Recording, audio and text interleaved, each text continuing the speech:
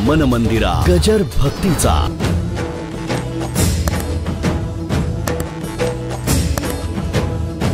ते दर्शन सर्व समाजाला घडवण्याकरता अमृतानुभव हा ग्रंथ महाराजांनी आवडीने प्रेमाने निर्माण केला।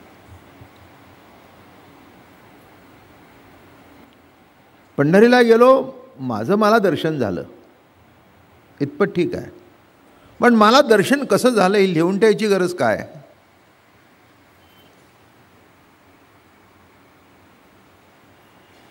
ही लिहून ठेवायची गरज एवढीच होती की मागच्या येणाऱ्या मंडळींना सुद्धा कळावं की आत्मसुखाचा अनुभव म्हणजे काय, नाही का? नाही तर हे बघा, हा आत्मा अनुभव आहे, लिहिता येत नाही असा असताना सुद्धा एवढा लिहिण्याचा आटोकाट प्रयत्न का? ठीक आहे, तुमचा अनुभव तुम्हाला झाला, तुम्ही तुमचं जतन करून ठेवा, पण नाही, ज्यांनी आपला अनुभव आपल्या ठिकाणी मुलवला ते ऋषीमुनी, आणि ज्यांनी आपला अनुभव जगाला वाटत गेले ते संत। हाच मूलभूत फरक आहे दोनमध्ये। जगाला वाटत गेले, ज्ञानेश्वर महाराजापासून जगाला वाटण्याची परंपरा सुरुवात झाली। मागची भाषाच निराळी, न कळणारी भाषा, नाही का? अगदी देवभाषा जरी असली तरी मान्य आहे ना, पण सर्वसामान्य माणसाला कुठे कळत होतं? पण ज्ञानेश्वर महाराजांनी जो आटोकाट प्रयत्न केला, ज्ञानेश्वरी, अभंग, हरिपाठ आणि अमृतानुभव जो सोप्या भाषेमध्ये सांगायला सुरुवात केली, तो एवढंच की आत्मानुभव काय असतो, किंबहुना असतो का नसतो, नाही का? आत्मा आहे का नाही, देव आहे का नाही, मग त्याचा अनुभव। तेव्हा या ग्रंथामधून ज्ञानेश्वर महाराजांना जे अमृत तत्वाचा अलौकिक असा अनुभव झाला, तो अनुभव शब्दाच्या माध्यमातून आपल्या सद्गुरूच्या कृपेने त्यांनी प्रगट केला। कारण शेवटी हा जो आत्मानुभव आहे, आत्मा तर आपल्याजवळ असतोच, पण अनुभव नसतो। तो अनुभव प्रगट होण्याकरता सद्गुरू लागतो। जगतातली कोणचा अणुरेणू असा आहे की ज्याच्यामध्ये आत्मसत्ता नाही? पण किती असे आहेत की ज्यांना आत्मानुभव झाला? मी नसे ऐसे कौन ठिकाण असे, परी प्राणियाचे दैव कैसे जे मीच नाही म्हणती। मी नसे ऐसे कौन ठिकाण असे, असं कोणतं ठिकाण आहे की ज्या ठिकाणी आत्मवस्तू नाही? पण असे किती आहेत या विश्वामध्ये, किती झाले की जी जवळचीच असलेली वस्तूचा अनुभव ज्यांना झाला? ऐसे प्राप्त पुरुष आहेत, संसारी नाहीत गा बहुत, हिंडता अवघ्या जगात कदाचित एखादे देखीजे। आणि तो एखादा आम्ही बघितला म्हणून आम्ही भाग्यवान। तो एखादा म्हणजे ज्ञानोबा राया। ऐसे प्राप्त पुरुष आहेत, बघा काय ओळी सांगितली, ऐसे प्राप्त पुरुष आहेत, संसारी नाहीत गा बहुत। प्राप्त परमात्मा प्राप्त प्रतीतीने भोगणारे असे जे प्राप्त पुरुष किती आहेत? ऐसे प्राप्त पुरुष आहेत, संसारी नाहीत गा बहुत, हिंडता अवघ्या जगात कदाचित एखादा देखीजे। परमात्मा सर्वांना प्राप्त आहे, पण त्याची प्रतीती प्राप्त असणारा विरळा, आणि ती प्रतीती जगाला वाटणारा तर। म्हणून या ठिकाणी आणि जी आत्मप्रतीती अनुभव सांगायचा जो प्रयत्न केला, सगळी एकरूपताच आहे। आता इथे द्वैताची भाषा नाही आहे, सगळी एकरूपता आहे। काल आपलं जे प्रवचन संपलं की असा डंग वाजवला, वाजवल्याबरोबर नाद झाला, पुन्हा तो नाद कुठे गेला? मग गेला तिथे होता का नव्हता? वाजवल्यावर प्रगट झाला, म्हणजे प्रगट झाला म्हणजे मुळात होता, होता तो कुठे होता? नाही म्हणजे कुठेतरी होताच ना. बघा आता एक अगदी अनुभवाचा दृष्टांत सांगतो. आता वेणाच्या तारा असतात, मधला जोड असतो, तिकडचा खर्ज इथे पंचम असतो. तर त्या तारेमध्ये पंचम आहेच आहे. असं केलं की पंचम प्रगट झाला. आणि स्वर बंद झाल्यानंतर तो कुठे गेला? जिथे गेला तो आहेच ना. फक्त पेटीमध्ये बोट दाबल्यानंतर हा पंचम, हवा फुकल्यानंतर पंचम, त्याच्यावर आघात झाल्यानंतर पंचम. पण तो आघात सगळा संपला तरी तो पंचम कुठे गेला? नीट लक्षात घ्या. त्या ठिकाणी ते आहेच आहे. हे कशा करता भेद आहे? तो दिसण्याकरता आहे. जै प्रकृती डंक अनुकरे तै प्रकृती डंके अवतरे मा डंकूची ते भरे कोण कोणा तैसे आपुलेने सुखपणे नाही दया सुखवणे आणि नाही हेही जेणे नेणे जे सुख. काय सांगतात बघा या ठिकाणी. त्याप्रमाणे ब्रह्म केवळ सुखरूप असल्यामुळे ते कधीही सुखी होत नाही. म्हणजे त्या सुखाचे भान नाही व सुखही नाही. जे सुख आहे ते कधी सुखी होत नाही, त्याला सुखाचं भानही नाही. मी सुखी आहे असं म्हणण्याचंही कारण नाही. जो दुःखी आहे तो म्हणतो मी सुखी आहे. जो सुखीच आहे, नवे नवे सुखरूप आहे, तो मी सुखी आहे असंही कधी सांगत नाही. सांगायचं काही कारण आहे का?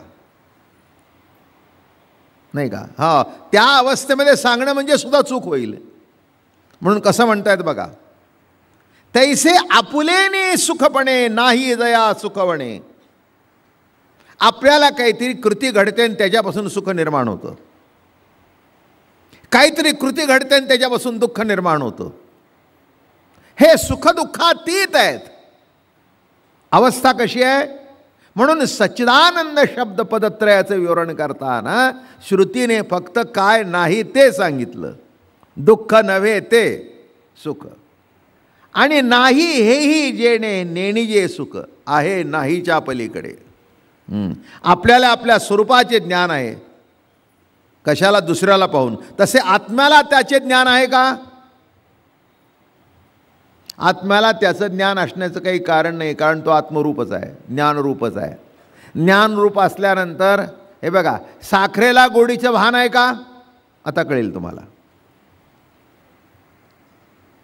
साखरेला गोडीचं भान आहे का? उलट. मिरचीला तिखटाचं भान आहे का?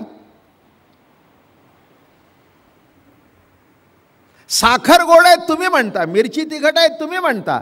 कोणत्या मिरचीने कधी तक्रार केली की माझं तोंड भाजलं? आता मिरचीसारख्या बोलणारी माणसं असतात काय? हां, काय मिरचीसारखी बोलणारी बायका खूप असतात, पुरुष खूप असतात. नाही असं काही नाही. हां, मग त्याच्यामध्ये सुद्धा नाव आहेत. साधी मिरची, लवंगी मिरची, बेडगी मिरची. माझं बोलणं काही काही बेडग्या मिरच्या. आलं का लक्षात? हां, काही काही मिरच्या लाल दिसतात पण तिखट नसतात. ही लवंगी एवढी असते पण चुकून जर जाता खाली आली की वाटोळच झालं. काय म्हटलं मी? हे मोठी गंमत आहे त्याच्यामध्ये. तसं मिरची कधी म्हणत नाही की माझं तोंड भाजलं. हां, तसं स्वरूप कधी म्हणत नाही मी स्वरूप आहे. तसं ज्ञान कधी म्हणत नाही मी ज्ञान आहे. म्हणायची गरज नाही. ज्ञान रूप आहे, ज्ञान हे त्याचं स्वरूप आहे. हां, तसं या ठिकाणी मग खाणारा कोणीतरी तो म्हणतो. नाही तर आपल्या घरात बायका असतात की नाही, काहीतरी चुकून तो ह्या मिरच्या येतात, मग त्या सांगतात बेताने खा, ती लवंगी मिरची आली आज. आणि काय काय मिरच्या हिरव्यागार अशा जाड दिसतात ना, एवढा जरी भाकरीचा घास खाल्ला तरी काहीच नाही. दिसायला हिरवीगार पण तिखटाला कमी. आकार मिरचीचा कशा करता सांगतोय मी? मिरची चाकल्यानंतर कळते तिखट आहे का कशी आहे. तेव्हा या ठिकाणी मिरचीला मिरचीचा तिखटपणा कळत नाही, साखरेला साखरेचा साखरपणा कळत नाही. सगळे रस सांगू का? काय कारल्याला कारल्याचा कडूपणा कळत नाही, नाही का? तसं हे जे रस आहेत कोणीतरी चाखणार असावा लागतो. तसं या ठिकाणी आत्म्याला त्याच्या ज्ञानाचे काय भान असायचं कारण आहे? ज्ञानरूप आहे, ज्ञानरूप आहे.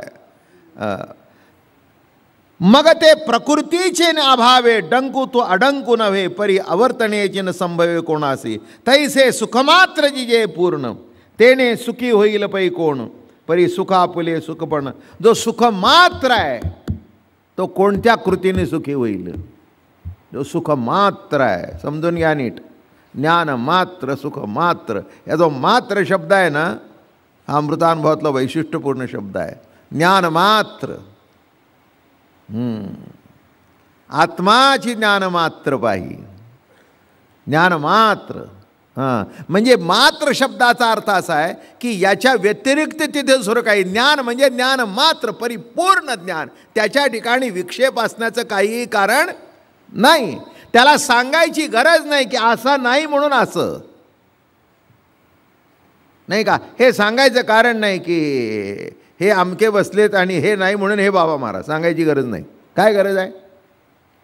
स्वयंभू तुमच्या समोर आहे, सांगायची गरज काय? स्वयंभू तुमच्या समोर असल्यानंतर सांगण्याची याची कशाची गरज नाही, कशाची आवश्यकता नाही. सुखाचे निसद्भावे, सुखी सुखत्व न संभवे, परी आपणची अभिभवे हे तवन घडे. त्याला कशाचा सुखाची जाणीव सुद्धा नाही. सुखरूप आहे. हे एकले दिसे सुखवाचक, परी सच्चिन मात्र हेची एक. शब्दाचे कंचुक फिटवणी आहे. हे तिन्ही एकच आहे, एकच आहे. पण हे का झाले निराळं? शब्दाची चोळी त्याच्यावर आहे. शब्दाची कंचुकी फिटून गेल्यानंतर तुम्हाला कळेल की आहे ते एकच आहे. कंचुकी म्हणजे चोळी.